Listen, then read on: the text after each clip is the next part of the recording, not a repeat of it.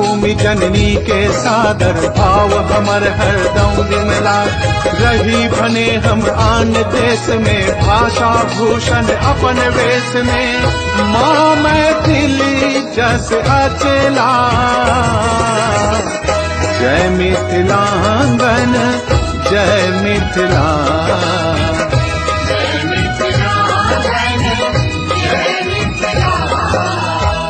माँ मैथिली जस अचला जय मिथिलांगन जय मिथिला जय मिथिलांगन जय मिथिला जय मिथिलांगन जय मिथिला जय मिथिलांगन जय मिथिला जय मिथिलांगन जय मिथिला जय मिथिलांगन जय मिथिला। माता भवानी काली दुर्गा गौरी माता भवानी काली दुर्गा गौरी दुख हारिणी भवतारिणी माता भवानी पिंडजा प्रवारूढ़ा चंडकोपास्त्र कैर्युता प्रसादं तनुते मह्यं चंद्र घंटेति विश्रुता।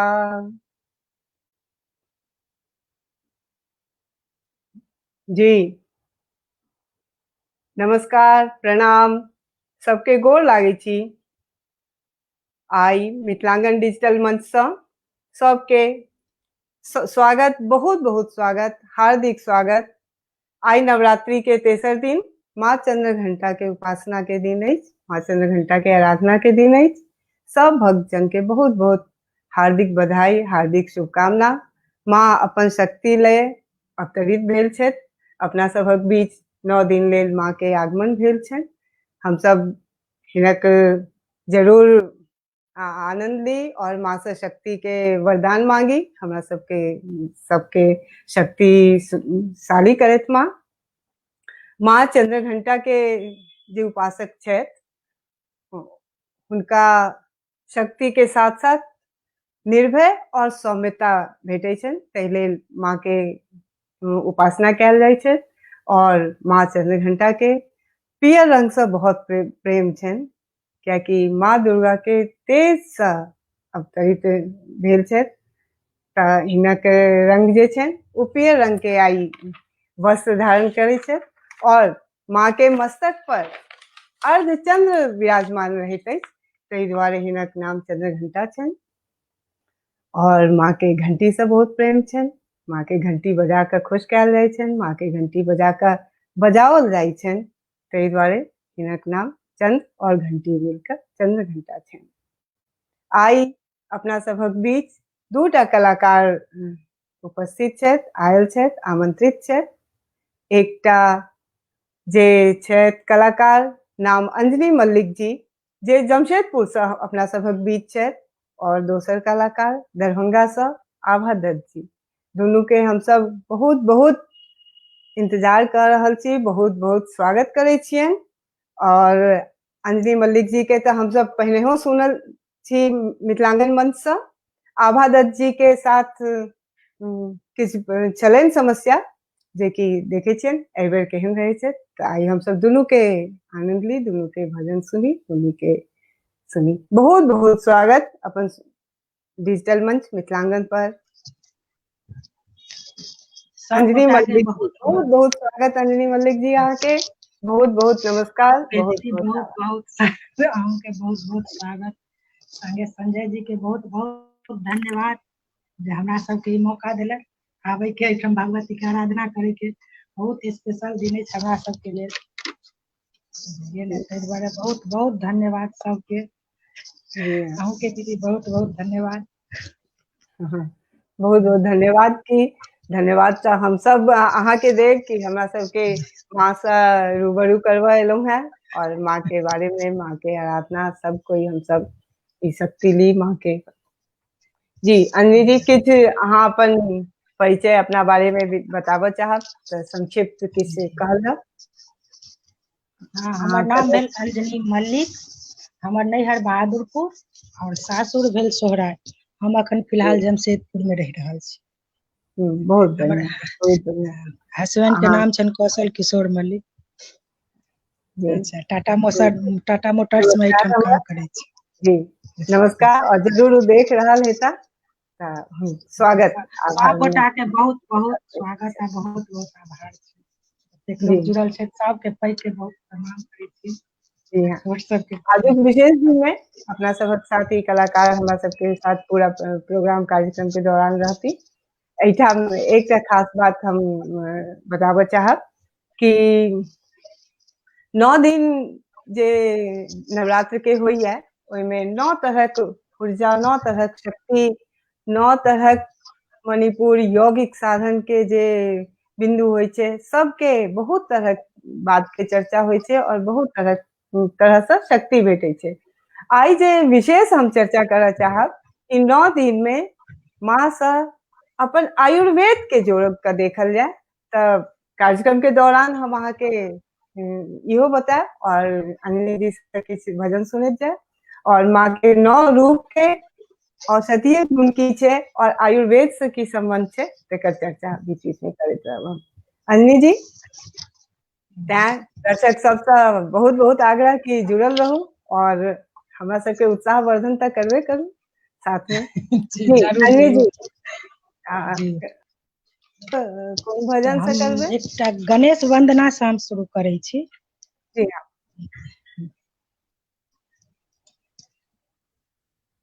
ई गीत गणेश वंदना लिखल छनि बबली मीरा दत्त के, जे छथिन जमशेदपुर में छथिन, हुनकर लिखल जी हाँ, छनि। बहुत बहुत स्वागत। जय गणेश गौरी सुत शुभ कर, विघ्न विनाशक शुभकारी। आशा एक अही कृपा के, एक दंत है हितकारी। जय गणेश गौरी सुत शुभ कर, विघ्न विनाशक शुभकारी। आशा एक अही के कृपा के, एक दंत है हितकारी। ध्यान अही के धरी ध्यान में, करब काज किछु संसारी।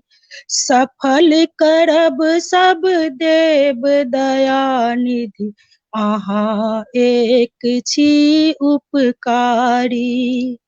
ध्यान धरी अही के ध्यान हम, काज करब किछु संसारी। सफल करब सब देव दयामयी, हे अहाँ के छी उपकारी। धन वैभव सँ हीन दीन छी, मुदा दया के अधिकारी। देव देव है महादेव सुत, चरण शरण दी अहि भारी। मुदा दया धन वैभव सँ हीन दीन छी, मुदा दया के अधिकारी। देव देव है महादेव सुत, चरण शरण दी अबिहारी। जय गणेश गौरी सुत शुभ कर, विघ्न विनाशक शुभकारी। आशा एक अही के कृपा के, एक दंत जय हितकारी। एक दंत है हितकारी। बहुत सुंदर अंजनी जी। लेकिन एठाम हम एकटा बात बताबऽ चाहब कि हमरा जनतिबे ई भजन जे छै से बबली मीरा जी के नहीं लिखल छै, ई हमर सभक पूज्य दद्दा छथिन मिथिलांगन के, तिनक लिखल ई भजन अच्छा। अछि। और ई हम मिथिलांचल हुनक पोथी में अहाँ के भेट जाए और ई भजन हम सब जी हाँ हमहू सब अच्छा। कोनो कार्यक्रम शुरू करे छियै तो एही भजन से शुरू करे छी अच्छा कोनो बात नहीं। अच्छा हाँ ठीक बा। बबली मीरा जी यहाँ के देने जरूर हेती हुनक लिखन में हाँ से। हाँ ठीक हाँ ई छोट सन जानकारी है पर लेकिन गेलो वहाँ बहुत ठीक बहुत बढ़िया गेलो बहुत बहुत सुंदर आरंभ भेल अपन कार्यक्रम के जी आगू अहाँ तैयारी करू ताबे हम जे कहलिए ना दर्शक सबके एकटा माँ के पहिल गुण जे छे पहिल रूप के वर्णन पहिल दिन माँ के ठीक छै शैलपुत्री रूप के पूजा होय छे अपना नवरात्रि के 9 दिन में पहिल दिन शैलपुत्री जी के होय छे और एहि दिन औषधीय गुण के रूप में देखल जाए तो जे सामान्य घर में आमतौर पर हम सब हरदम ओकर यूज करे छी और सब घर में रहते है आयुर्वेद के चीज हरर हर्रे जेकरा कहे छिए से तेकरा से जोड़ल गेल है माँ के रूप के और जे हर्रे रही से कई रोग में काम आवे वाला है बहुत तरह के बीमारी के दूर करैया और एकरा हरर के हिमावती कहल गेल छन आ जे सी हरितिका अमृता हेमवती चेतकी और श्रेयसी 7 प्रकार के होते छे विभिन्न प्रकार तो शैलपुत्री के माँ हरर रूप में जोड़ल गेल छन। चलू आगू आगू हम सब जरूर और गुण के और रूप के चर्चा करब। अंजलि जी माँ भगवती के आराधना जी जी हम पहिल एकटा भगवती के आराधना करै छी। जी जय माँ जय माँ।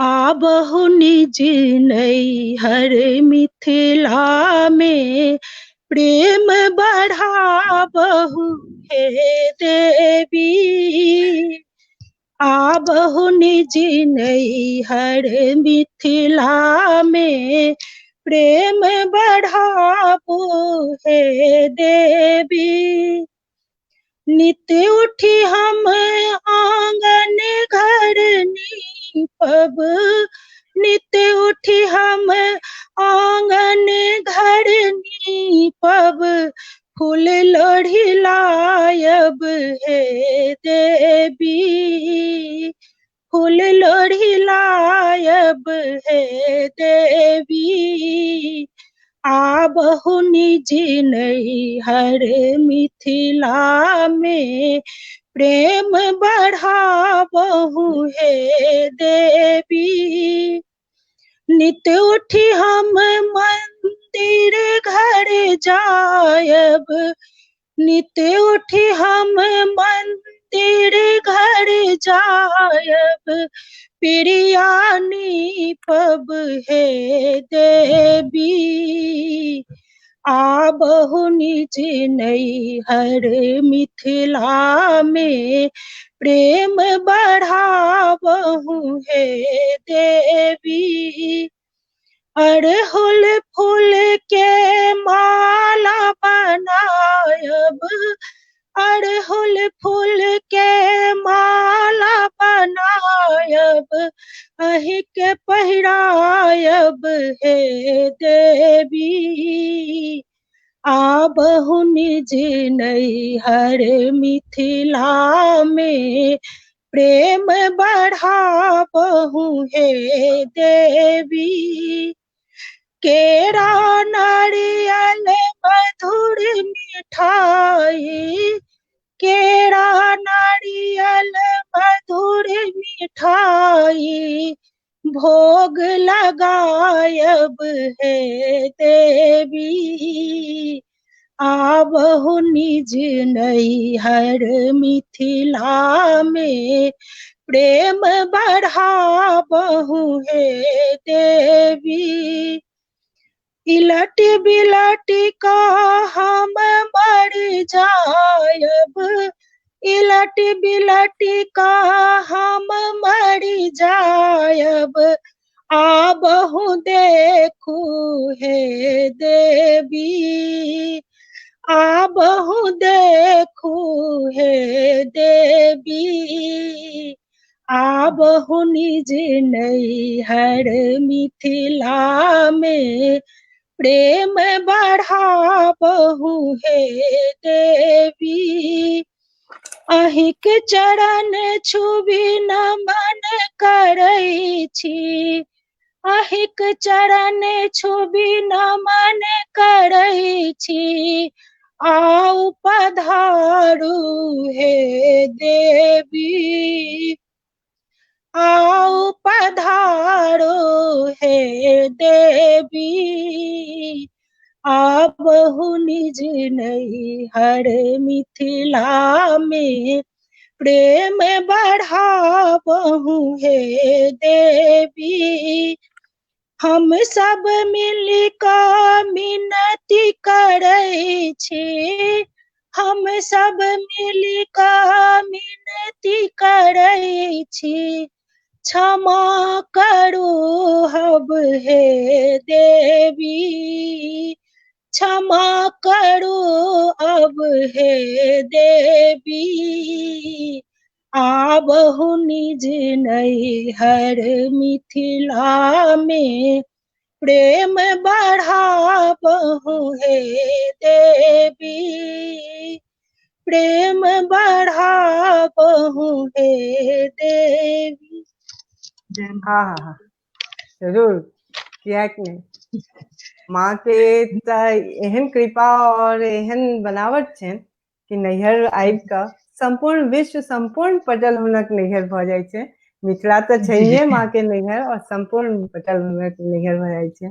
और माए से ई गुण हमरो सब में आयल अछि कि नैहर जाकर और नैहर के नाम सुनते प्रेम के अति वृष्टि होबऽ लगे छै।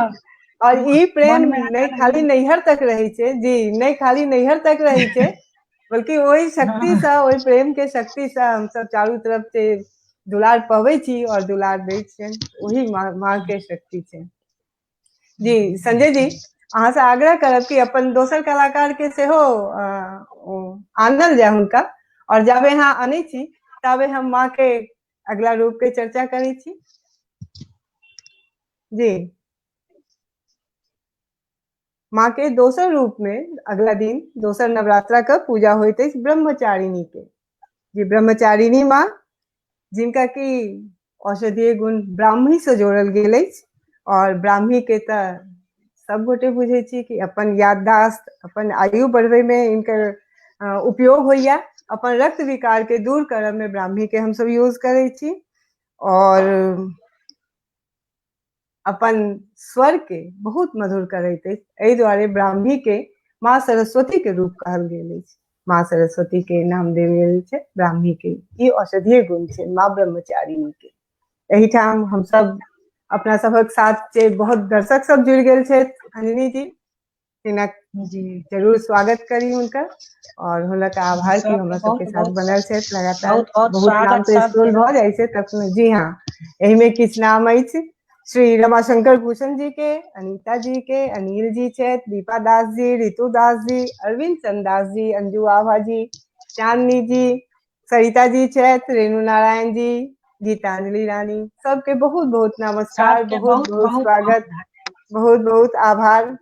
जी हाँ, सुंदरम जी सेहो देख रहल छथि अपन सबक प्रोग्राम, संगीता दास जी, ज्ञानेन भास्कर जी, विभा दास जी, सुलेखा दास जी, रमेश दत्ता जी, पूनम प्रभा, विजय लाल, कैलाश जी, शरद चंद जी और श्री मलिक जी, सब गोटे मिलकर देख रहा छथि अपन सबक प्रोग्राम। जी सबक बहुत बहुत स्वागत और बहुत बहुत अच्छा। आभा जी दर्शक दीर्घा में छे।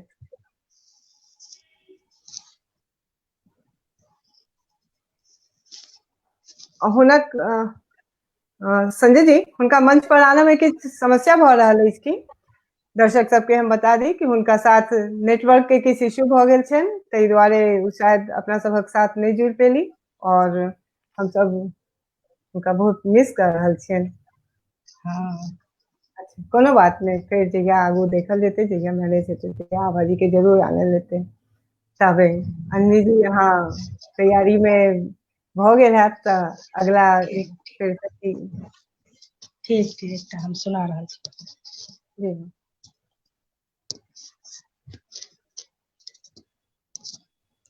करब नित्य पूजा, करब नित्य पूजा, चढ़ब हम कंगना, हे दुर्गा मैया कनी चलू मोर अंगना, हे दुर्गा मैया कनी चलू मोर अंगना। करब नित पूजा चढ़ब हम कंगना, हे दुर्गा मैया कनी चलू मोर अंगना, हे दुर्गा मैया कनी चलू मोर अंगना। फूल लोढ़ी लोढ़ी हम माला बनायब, फूल लोढ़ी लोढ़ी हम माला बनायब, नीप पीढ़ी हम माला पहिरायब, आत्मा जुड़ायत माँ, आत्मा जुड़ायत माँ देख तोर कंगना, हे दुर्गा मैया कनी चलू मोर अंगना, हे दुर्गा मैया कनी चलू मोर अंगना। करब नित पूजा चढ़ब हम कंगना, हे दुर्गा मैया कनी चलू मोर अंगना। आरती उतारब हम नित साँझ भोर, आरती उतारब हम नित साँझ भोर, चरण दबैब माँ सब दिन तोर, चरण दबैब माँ सब दिन तोरे। नहीं जब देवी ता, नहीं जब देवी ता देव हम धरना, हे दुर्गा मैया कनी चलू मोर अंगना, हे दुर्गा मैया कनी चलू मोर अंगना। करब नित पूजा चढ़ब हम कंगना, हे दुर्गा मैया कनी चलू मोर अंगना। निपल छी अंगना सरस घर द्वार, निपल छी अंगना सरस घर द्वार, सब दिन करब माँ भोजन कुमार, सब दिन करब माँ भोजन कुमार।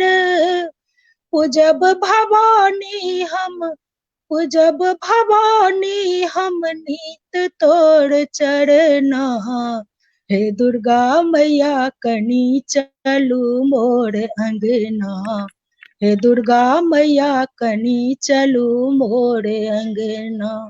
करब नित पूजा चढ़ब हम कंगना, हे दुर्गा मैया कनी चलू मोर अंगना, हे दुर्गा मैया कनी चलू मोर अंगना।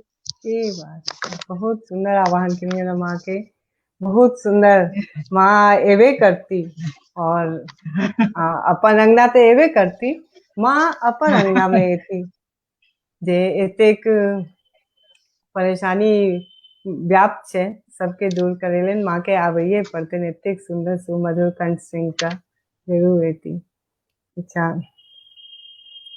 अंजलि जी, अहाँ के गीत सुन के लगैया कि अहाँ लगातार प्रैक्टिस में रही छे, लगातार गीत गबैत रही छे कि अपन घर में भजन कीर्तन चलत रही छै अहाँ के? एहन कोनो नहीं छै, और ना कनी कनी छै शौक अपना गावे के तो गावैत रहलहुं, से बात छै। ई शौक बरकरार राखू, माँ से प्रार्थना की बिल्कुल अहाँ के ई शौक में कनियो त्रुटि नहीं आवे और ई कंटिन्यूअस बनल रहे अहाँ के। गीत संगीत एकटा एहन चीज छे जे एक अकेलापन के साथी छे, अपन हुनर जे होय छे ना, हाँ जरूर से याद छै। अहाँ के ईश्वर के साथी है, अकेलापन के साथी हम ओकरा कही छे। जखन अहाँ ईश्वर होय छी, जखन अहाँ के मन नहीं लगैया कखनो जी। हाँ जी संजय जी, बहुत बहुत सुंदर जी। माँ के आई तेसर दिन के पूजा भ रहल है और तेसर दिन जेना हम कहलहुँ चंद्र घंटा के पूजा सब गोटे केलहुँ हैं। आई माँ के दिन में उपासना केलहुँ हुनकर, इनकर औषधीय गुण जे छै चंद्रसूर, चंद्रसूर नामक पौधा होइत अछि एकटा, जेकर बनावट धनिया जकाँ होइ छै, धनिया पात जकाँ एकर बनावट होइत अछि। आ ई सबके जे हम सब तकैत रही छी बाजार में कोनो टैबलेट कोनो गोली तकैत रही छी अपन मोटापा दूर करे ला, तई में ई सहायक होते छी चंद्रसूर के पौधा और जिनका चर्महंती सेहो कहल जाइ छै, अपन चर्म रोग के चलो सेहो दूर करैत अछि पौधा, एकर ई बहुत औषधीय बढ़िया बहुत बढ़िया बता देला, हम सब यूज करबे कनी। टाइक के चीन दियन माँ के चिन्हनाइ एतेक आसान नहीं छै अंजनी जी, टाइक के बात चीन छै। लियन तऽ जरूर, और जखने दर्शन भऽ गेल कोनो रूप में माँ के दर्शन भऽ गेल तऽ हमरा सबके तऽ जरूर ओकर लाभ होइते छै। और माँ के हम जखन जखन याद करै छियै, जखन जखन तखन तखन हमरा सबके फायदा जरूर होइया, अवश्य होइया। ई माता जी के आराधना करे से अपना सबक आध्यात्मिक और आत्मिक शक्ति बढ़ैत अछि और आत्मिक शांति भेटैतो अछि, दुनू काज होइया ई सब। और यश, कीर्ति और सम्मान ई सब तो हम जखन हम सब पूजा शुरू करऽ से पहिने, पाठ शुरू करऽ से पहिने जखन स्रोत सब पढ़ै छियै तखन ओहिमे इएह छै कि यश दो, कीर्ति दो, सम्मान दो, ई तऽ जरूर भेटैते अछि। ई माँ के कृपा के असर छै, माँ पर सभक आवाज सुन ले। जी अंजनी जी, अहाँ अगला गीत जी अगला गीत कतऽ से अहाँ चुनने छी अंजनी जी माँ के? अपने एकटा अथी से चुनने छी, लिखने छी। एहिमे कथी के वर्णन है, एहि भजन में कथी के वर्णन है? माँ से वरदान मांगे छी जे हम सब तो मांगे सकै छियनि माँ से। बिल्कुल बिल्कुल, सबके तरफ से, पूरा मिथिलांगन परिवार, पूरा समाज, पूरा समाज विश्व से मांगे सकै छी। समझ जी, हुनक तरफ से अहाँ रिप्रेजेंट कर रहल छी जी, आरंभ कयल जाउ। वरदान अहाँ सँ की मांगी, आशीषक आस कियने धरी। वरदान अहाँ सँ की मांगी, आशीषक आस कियने धरी। यदि पूत कपूत हुए जग में, पर माता कुमाता कतहु ने सुनी। जो माता कुमाता भय जग में, जो माता कुमाता भय जग में, ता ममता नाम कियक धरी।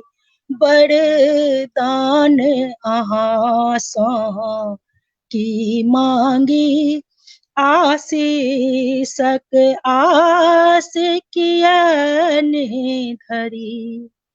हम निर्बल अधम अज्ञानी छी, पर माता एक अहीं पर छी।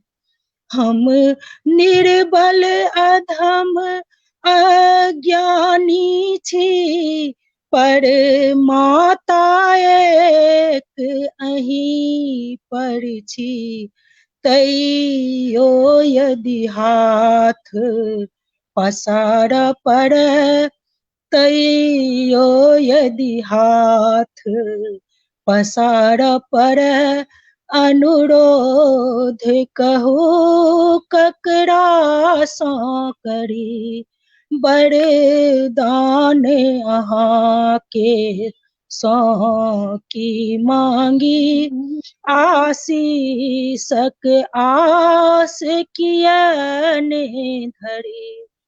नहीं कियो जग में भेट रहल, जकरा मानक हम बात कही। नहीं कियो जग में भेट रहल, जकरा मानक हम बात कही। हम सेवक सब के विनती, निज पुत्र बूझि स्वीकार करू। वरदान अहाँ सँ की मांगी आशीषक आस कियने धरी आशीषक आस कियने धरी। बहुत सुंदर अंजनी जी, बहुत सुंदर। एकटा माय के रूप एहन होइ छै कि हुनका सा वरदाने टा ने सब चीज के मांग कैल जा सकै छै। आ माँ के कृपा आशीष के रूप में हमरा सबके माँ के कृपा भेटैत अछि, हमरा सबके आगू अबैत अछि। बड़ सुंदर। बहुत लोग के कमेंट आबि रहल अछि, सब लिख रहल छै, पुरान गीत सब सुनै ला भेट रहल अछि एहिठाम। नव गीत तऽ आब एतेक प्रचार में आबि गेल छै, लोक एतेक माध्यम भऽ गेल छै नव गीत सुनऽ के, लेकिन पुरान शब्द, पुरान धुन, ओकर जे आनंद छै अंजनी जी, ई अहाँके नव गीत में और एतेक द्रुतगामी गीत में नहीं भेटै छै। नहीं भेटै छै। जी जी से जरूर। जी, अहाँके घर में के गबै छलथि या जिनका से अहाँ सिखलहुँ? हमर माँ बहुत गीत गाबै छलै, अखनो बूढ़ भऽ गेला, नहीं होइ छै ओकरा शौक, अखनो बहुत छै, आ बहुत गाबै के ओकरा अथी छै। बुझलियै ने, तऽ ओकरे से हम सब किछ मिछ कनी मनी, ओकरा जकाँ तऽ अखनो नहीं भऽ रहल अछि, लेकिन तैयो कोशिश करै छी जे हाँ कनी मनी गाबी। बुझलियै ने। कोशिश करे तऽ आदमी कतऽ से कतऽ पहुंच जाइया, ई तऽ छैहे। जी और माँ के एतेक गुण होइ छै माँ में कि देखैत देखैत जखन माँ के साथ हम सब रहै छी तखन ओकर महत्व नहीं बुझाइ छै। नहीं बुझै छै। जी जखन माँ जी अपना साथ रहै छै तखन महत्व नहीं बुझाइ छै, जखन हम सब जी दूर भऽ जाइ छियै हुनका से तखन हम सब मिस करै छी, और मन होइया कि कनिक और समय भेटैत कि माँ के साथ हम सब रहितौं आ सीख लितौं। जी से वएह बात एकटा छै। जी, एकटा ई अफसोस तऽ रहिए जाइ छै। अहाँ जाबे अगला गीत के तैयारी करै छी ताबे हम किछु और दर्शक सबके देख रहल छियनि जे हमरा सबके साथ बनल छै। अन्नी जी, अहाँ ताबे जी अगला गीत जरूर निकालू।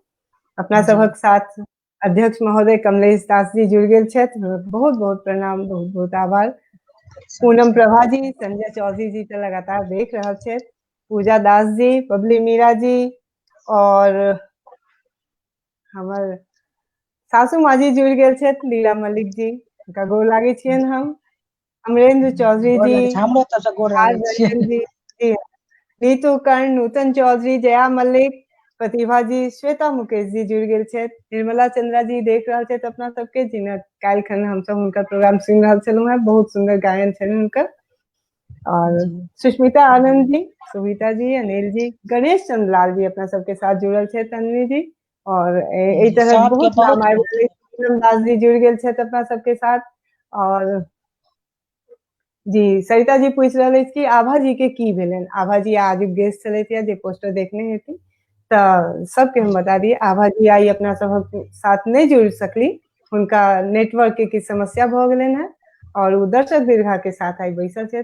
फिर अगला दिन कोशिश करब हम सब कि हुनका जोड़ऽ के जरूर प्रयास करबनि। हम सब हुनका बहुत अफसोस भऽ रहल अछि कि नहीं जुड़ सकली से। हाँ जी, बहुत जी, अफसोस हो रहल अछि। अफसोस के बात छै। हाँ, एहिठाम माँ के अगला रूप गुण के सेहो हम औषधीय रूप में जे की छै तिनक वर्णन कनी 1 मिनट लागत अन्नी जी, अहाँ जी गीत निकालि जी लेलहुँ हैं तखनो। जी, चारिम जी रूप छनि माँ के कुष्मांडा के रूप में हम सब काल्हि खन माता जी के आराधना करब, जिनक औषधीय गुण अछि पेठा जेकरा कहल जाइ छै, जेकरा अपना सब ओहिठाम कुम्हर सब पेठा बनै छै ना, तो कुम्हर के रूप में माता जी के आनल गेल, जेकरा से मिठाई बनैया। एहि दुआरे जी एहि रूप के कुष्मांडा रूप के पेठा रूप सेहो कहल जाइत अछि, और एहिसँ रक्त विकार दूर होइत अछि। हम सब तऽ अपन मिथिला में ओकर मिठाई कम, कुम्हरौरी बेसी बना के खाइ छी, तरकारी बेसी बना के खाइ छी, लेकिन ओकर जी औषधीय गुण नहीं बुझल छले। हम सब खाली स्वाद के लेल खा लै छलहुँ, लेकिन आई जानकारी के लेल हमरा सबके भेटल अछि कि एहिसँ रक्त विकार दूर होइत अछि और पेट के साफ करऽ में बहुत मददगार होइत अछि ई अपन कुम्हर, और जी मानसिक रोग के लेल अमृत कहल गेल छै ई कुम्हर के। तो सब हम सब जते व्यवहार करै छी मिथिला में, जते कुम्हर के व्यवहार होइया, तेकर ई एकटा छै लाभ की अपना सबक ओहिठाम सब गोटे शांति और सब गोटे ई सब रोग से कनिक दूर छी हम सब। जी अन्वी जी। अगला तैयारी अहाँ के भ गेल है। ठीक ठीक हाँ ठीक छै।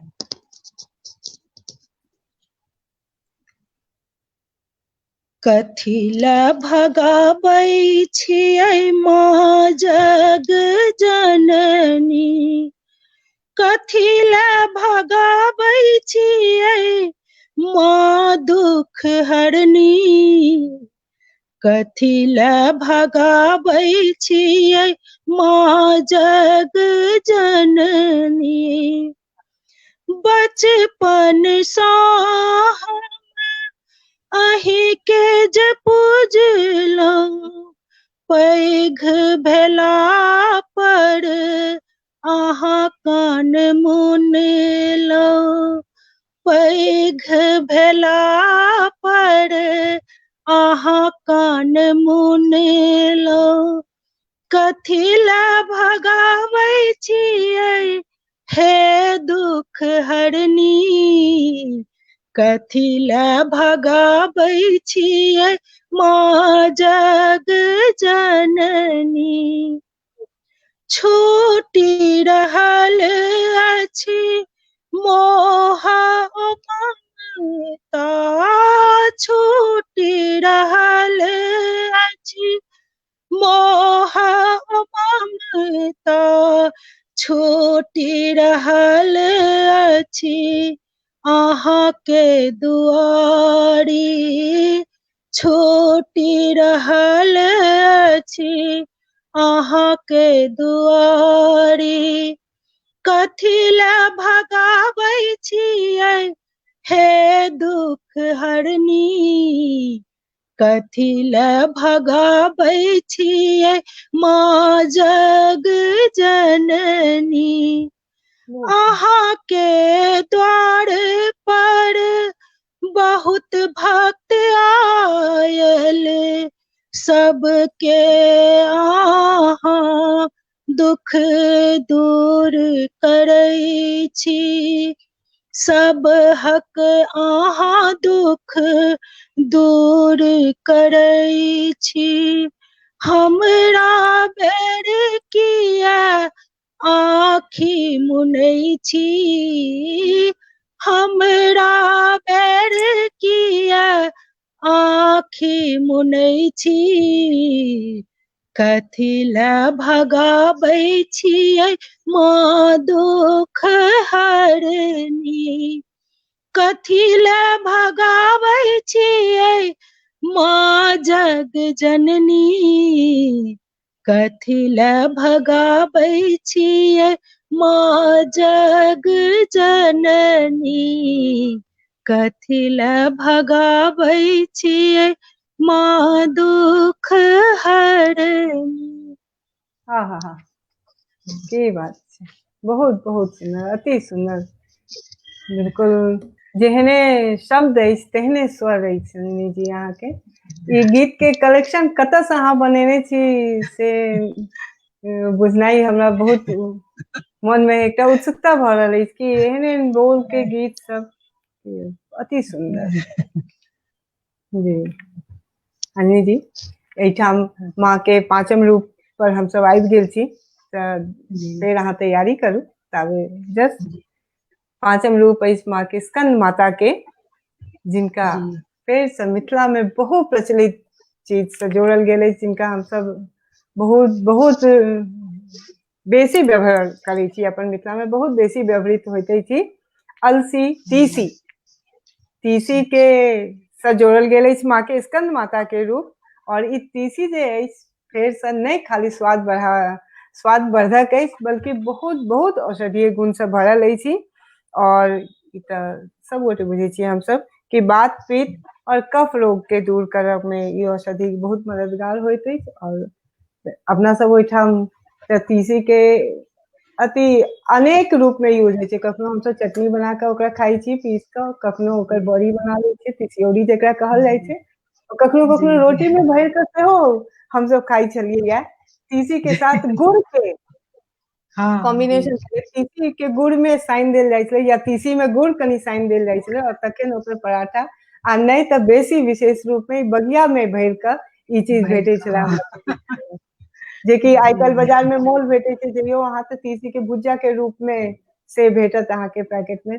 सब गोटे जरूर ई चीज के यूज करू, अपन दैनिक व्यवहार में ई सब आनू, जे कि बहुत फायदेमंद है। जी अनवी जी, मैया के तऽ बहुत श्रृंगार, तरह तरह के श्रृंगार होइ छै, तरह तरह के मैया के कहल जाइ छनि कि लाल फूल के और लाल पहिरन होइ छनि माँ के, लाल शेर के सवारी करै छथिन, कि कोनो जी। श्रृंगार रूप के कोनो भजन हो जाए? जी जी हाँ जी जी।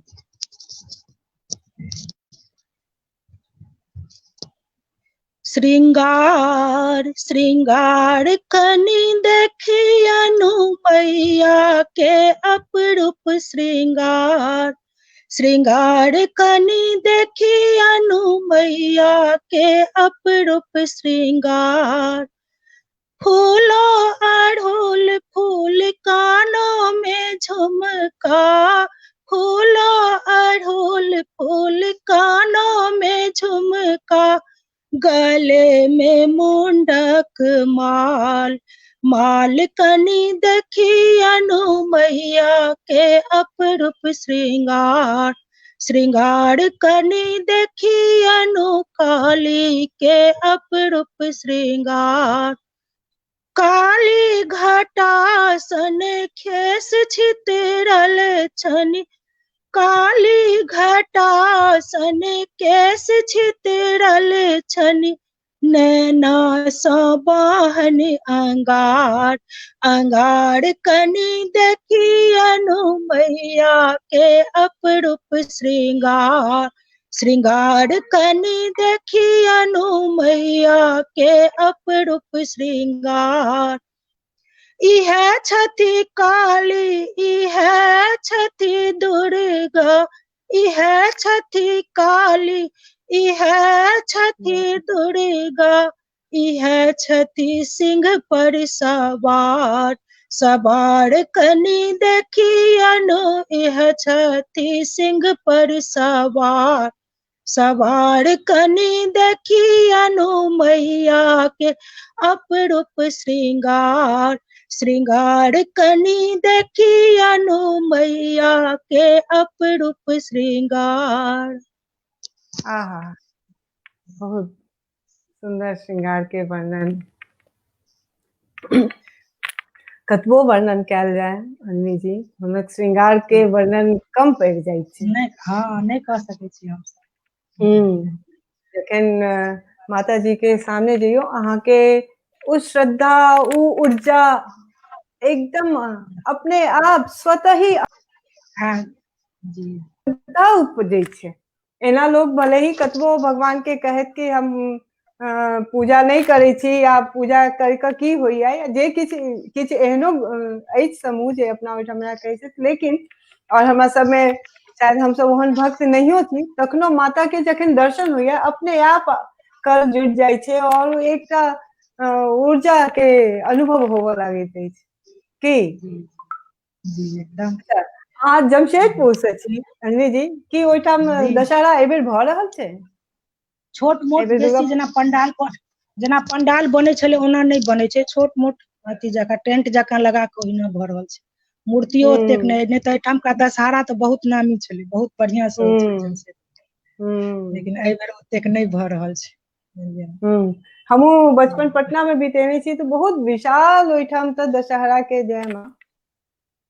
हाँ दिल्ली के सिद्धपीठ छतरपुर मंदिर से तस्वीर आबि रहल अछि, बहुत सुंदर जी माता जी के। एहिठाम देखेने रहथिन तखन हमरा गाम के भगवती के फोटो, तऽ हम कहलियै सेहो आयल छले। हाँ हमर गाम के भगवती के फोटो से जी हाँ बहुत उग्र भगवती है। हाँ बहुत उग्र हमरा गाम के भगवती, बहुत उग्र, माने एहन की जे मन में श्रद्धा अहाँ करियौ जरूर पूरा होइ छै। जरूर पूरा होइ।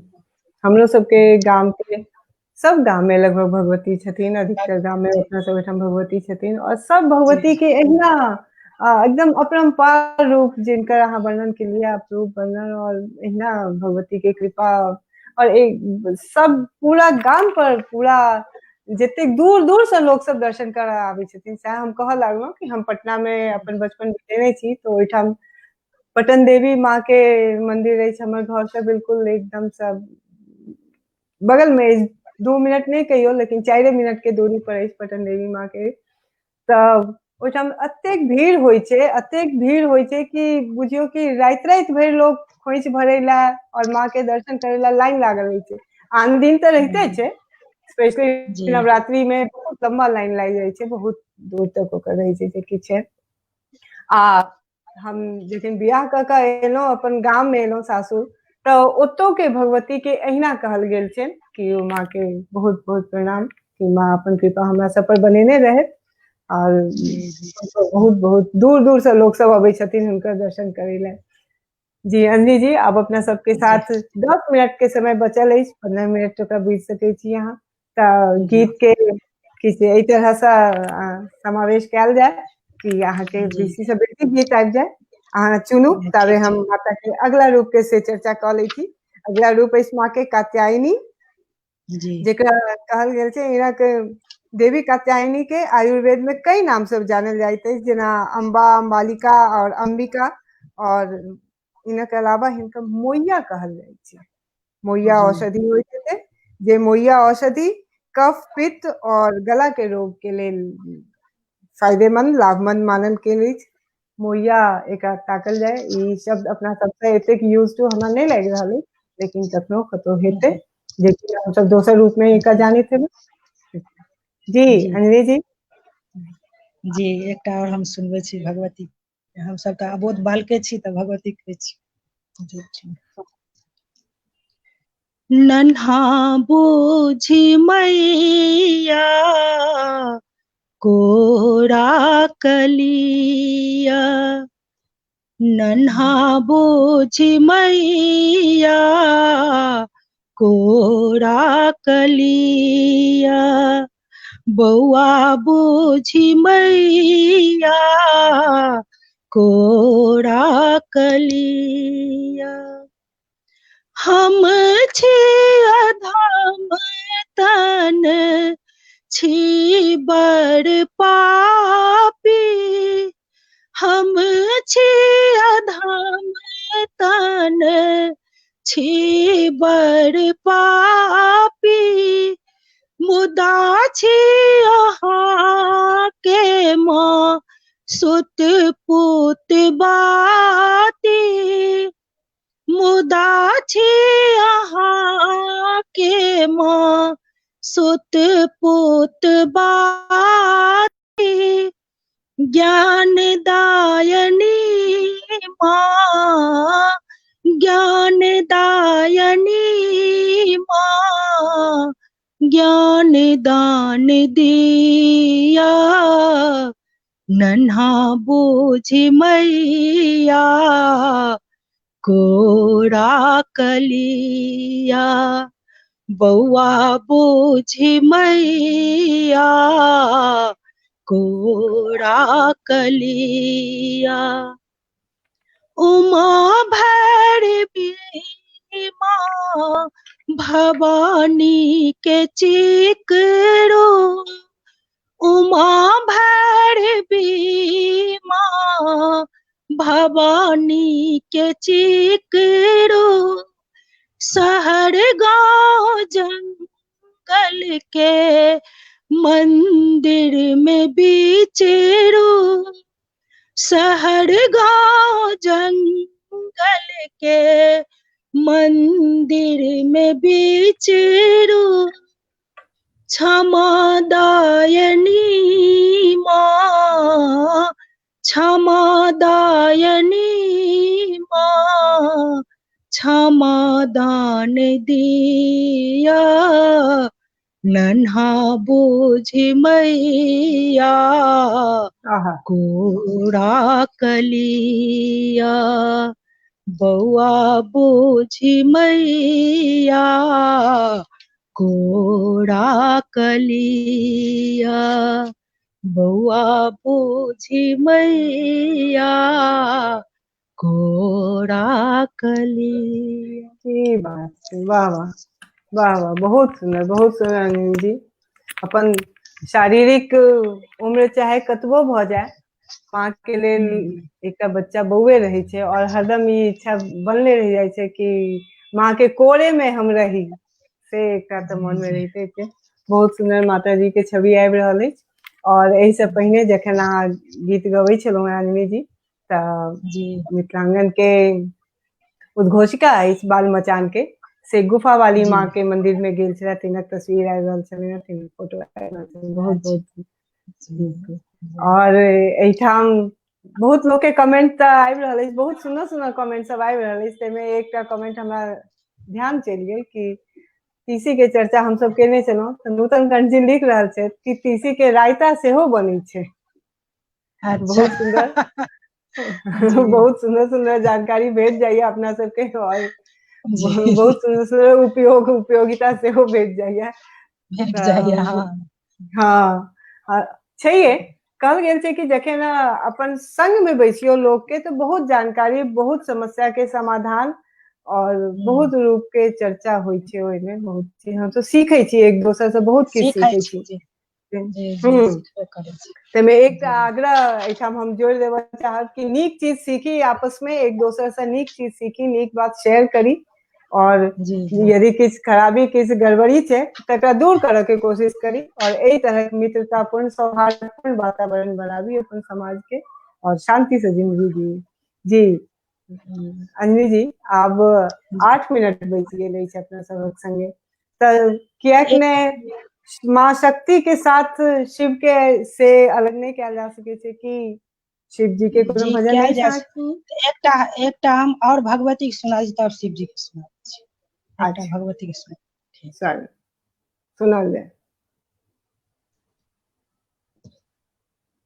भूखल प्यासल एलौं शरण में, एलौं शरण में, जपीते अहाँ केर नाम। भूखल प्यासल एलौं शरण में, जपीते अहाँ केर नाम। दियौ दर्शन माँ अपन पुत्र के, अपन पुत्र के, कर जोड़ी करै छी प्रणाम। भंडारक सबके माता बालेश्वरी,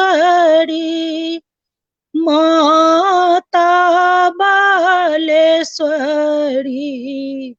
करी भक्त कल्याण। सब हक रक्षा करियौ हे माता, करियौ हे माता, कर जोड़ी करै छी प्रणाम। उजान के छीन मस्तिका माता, छिन मस्तिका माता, मिथिला के शक्ति अथाह। पचही गाम केर चामुंडा माता, चामुंडा माता, सब हक कृपा निधान। भूखल प्यासल एलौं शरण में जपीते अहाँ केर नाम।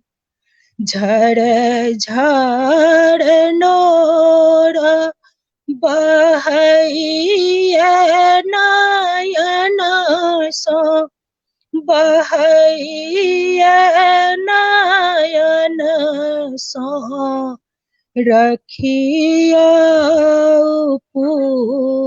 पुत्रक ध्यान।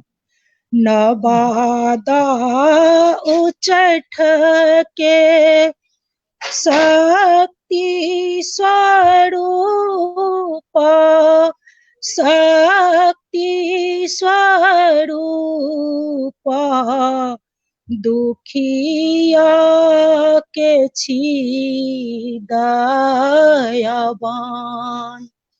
भूखल प्यासल एलौं शरण में एलौं शरण में जपीते अहाँ केर नाम। जपीते अहाँ केर नाम। वाह, बहुत बहुत बढ़िया भजन छै। यही भजन में लगभग अपना मिथिला के बहुत गामक नाम और हुनक देवी जे ओहिठाम देवी जी जे वास करै छथिन जनक चर्च भेल अछि। यही सब लोग के बुझा जाय छै कि कोन ठाम देवी के कोन रूप आसीन छै हुनकर। बहुत बहुत बढ़िया माँ के कृपा, बहुत सुंदर कृपा। जी कियो आबि रहल छै, फिर हिनका कनी देखिए। संजय जी के आबि रहल छै। संजय जी किनको जोड़े के प्रयास में लागल छै। अंजलि जी तबे यहाँ तैयारी करू, माँ के एक दूटा रूप के हम चर्चा कर ली छी। अपना सबके पास समय के कनी कमी भ रहल अछि तो जल्दी जल्दी।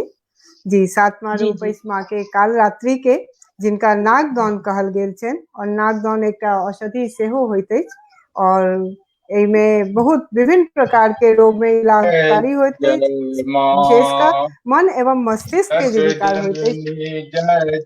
एहिमे आरती भऽ रहल अछि, आरती के ध्यान भव भामिनी जय जय भैया भव भामिनी जय जय।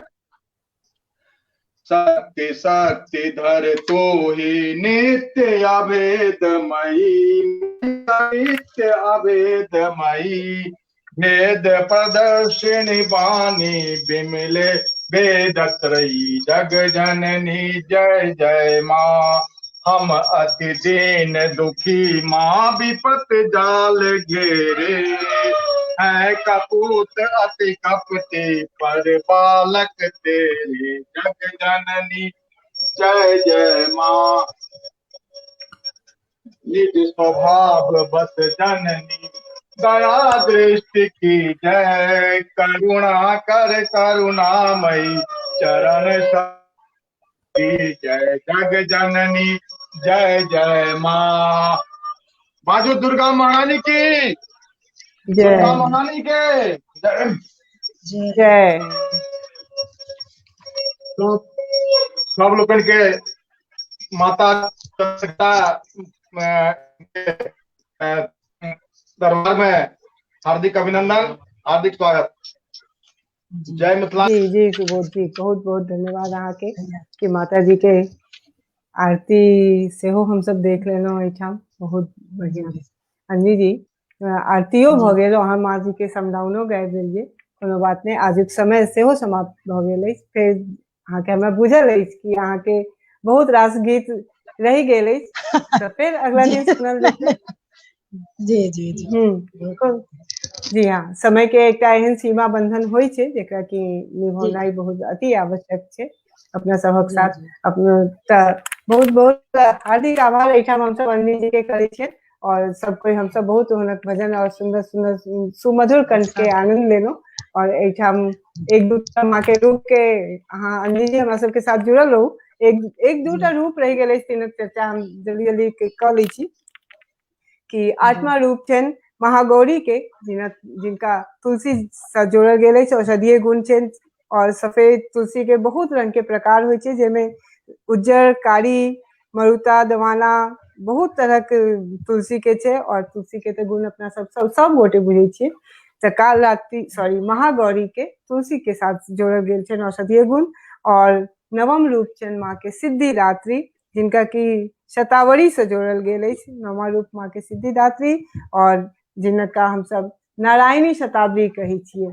औषध जखन हम सब आयुर्वेद में जाइ छी तखन नारायणी शतावरी के बहुत बहुत चर्चा होइत अछि। और उ सब हमरा सबके लेल बिल्कुल जानल नाम अछि, जे कि बल, बुद्धि और विवेक के लेल अपना सबक उपयोगी अछि। किया ने एकदम प्राकृतिक रूप से माँ तो हुनो प्रकृति छथिन, प्रकृति माँ छथिन। तो प्राकृतिक रूप से माँ के देखल जाए जखन, आयुर्वेद रूप से देखल जाए तखनो, और माँ के कोनो रूप में अहाँ देखियो, कोनो रूप में आराधना करियो, माँ हमेशा अपन भक्त के सब दुख दूर करे छथिन। और वो हरदम उनका आशीष बनल रहे। हम सब तेकर जरूर माँ से मांगबन, एहि तरह के वरदान कहियो और एहि तरह के आशीष कहियो। माँ के हरदम छत्र छाया हमरा सबके माथ पर, माँ के हरदम माथ पर हाथ रहन माँ के, एहि तरह के अपन एकटा छाया बनेने रहे। जी अंजलि जी, अहाँ के बहुत बहुत नमस्कार, बहुत बहुत आभार, बहुत बहुत धन्यवाद कि अहाँ एतेक सुंदर कंठ से हमरा सबके साथ जुड़लहुँ। एहिठाम किछु दर्शक के नाम संजय जी हम लेबऽ चाहब, जे कि हमरा सबके साथ लगातार बनल छथि। बहुत नाम तो बार बार आबि रहल अछि, जिनका हम चर्चा कम से कम एक बेर तो चर्चा कऽ लियन, जिनक नाम हम लेलहुँ और जिनक स्क्रॉल भऽ गेल। सबके बहुत बहुत आभार, सबके बहुत बहुत धन्यवाद। जिनमें दिनेश स्वाति जी, सुचिता कर्ण जी, पूनम कर्ण जी, उषा दास जी, संतोषी कर्ण जी, माँ के रूप के चर्चा भऽ रहल अछि। तो विभिन्न नाम माँ के आबि रहल अछि अपना सबक साथ दर्शक के रूप में। रविन्द्र चंद्र दास जी अपना सबके साथ जुड़ल छथि, प्रदीप बिहारी जी जुड़ल छथि, मधुमिता दास जी, सुषमा प्रकाश जी, बबीता कुमारी जी, रंजू दास जी, अनिल कर्ण जी लगातार बनल छथि। और आभा दत्त जी, हम अहाँ के बहुत आई मिस केलहुँ कि, और बहुत अफसोस भऽ रहल अछि कि अहाँ हमरा सबके साथ नहीं जुड़ि पेलहुँ।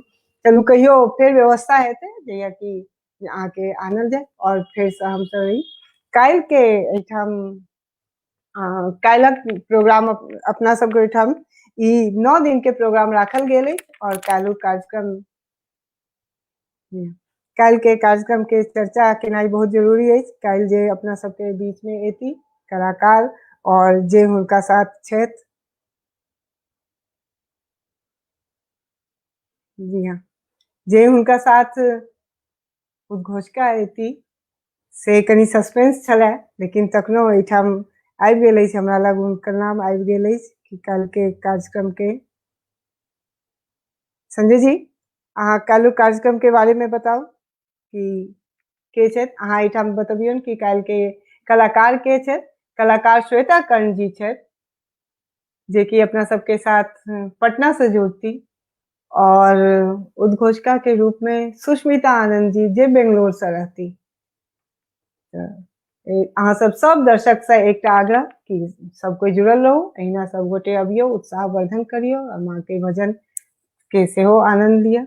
सबके हार्दिक धन्यवाद, बहुत बहुत धन्यवाद, नमस्कार, प्रणाम।